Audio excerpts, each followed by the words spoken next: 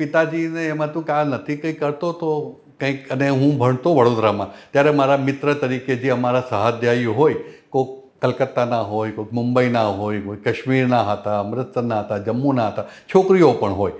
હવે એમના કાગળો આવશે તો પિતાજી ચિંતિત થતા કે આવી કોઈ ઘરમાં વહુ લઈ આવશે તો. એટલે એમને એવું હતું કે ના, આપણી જ્ઞાતની જ કોઈ છોકરી લાવવી જોઈએ સારી, તો જ સારું એમ.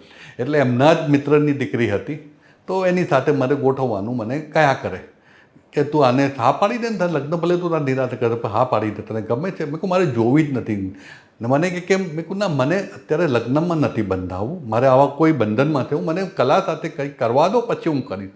અમે ક્યાં તને કહીએ છીએ તું લગ્ન કરી નાખ, પણ નક્કી તો કરી દે, વિવાહ તો કરી દે. એમ એવું વાત ચાલ્યા કરે.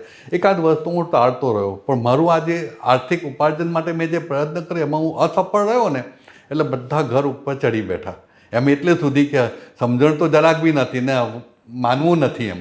પછી મેં બી ગુસ્સે થઈને કહી દીધું. મેં કહ્યું સારું, તમે જ્યાં કહો, જેને કહો એને કરવા તૈયાર છું. હું મારી એક શરત છે, મારી પોતાની પાસે મારું ઘર ચલાવવા જેટલા પૈસા હોય ત્યારે હું લગ્ન કરીશ. આ શરત મેં રાખી. એમને એવી વિશ્વાસ હતો કે આ કમાવાનો જ નથી જિંદગીમાં, કારણ કે કલામાં પૈસા હતા જ નહીં એ સમયમાં. ફરી પાછું મારું ફાઇન આર્ટ્સના ભણ્યા પછી અમદાવાદ આવ્યો.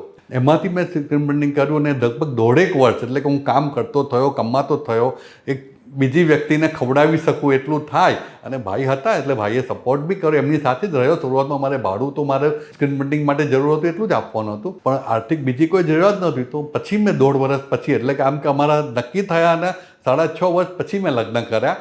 સામેવાળી વ્યક્તિને જ્યારે હું મળ્યો, નક્કી કર્યા પછી 6-8 મહિને મારે મળવાનું થયું. મેં પિતાજીને કહ્યું, મેં કીધું કે આવી તો છે તો હું તમે હા પાડી દો. હવે એમણે તો હા પાડી દીધી, જોયા વગર, બિલકુલ જ જોયું બી નહીં, મળ્યો બી નહીં, પૂછ્યું બી નહીં, બસ તમે જેને કહો એને.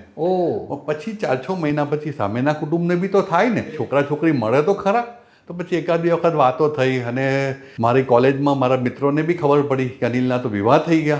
એટલે એ બધા મને કહે, તું ભાભીનો ફોટો બતાવ. અને મેં કહું હું જ નથી મળ્યો તો ફોટો ક્યાંથી લાવ? એટલે હું ખાસ વડોદરાથી પાછો આવ્યો, એમને મળવાનું નક્કી કર્યું, મળ્યો, ફોટાઓ પાડ્યા અને પછી ગયો. તે વખતે અમારે જે વાત થઈ ને એ બહુ રસપ્રદ થઈ. મને કે તું કેમ ના પાડતો તેવું કહ્યું. મેં કહું ના પાડવા પાછળનું કોઈ કારણ નથી.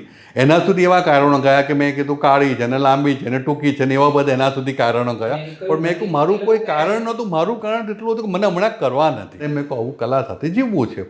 તો મેં કહું તને અનુકૂળ છે?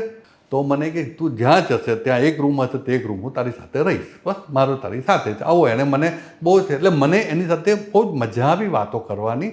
અને પછી અમારી જે મિત્રતા બની, તમે 6.5 વર્ષમાં લગભગ 1000 કાગળો એકબીજાને લખ્યા.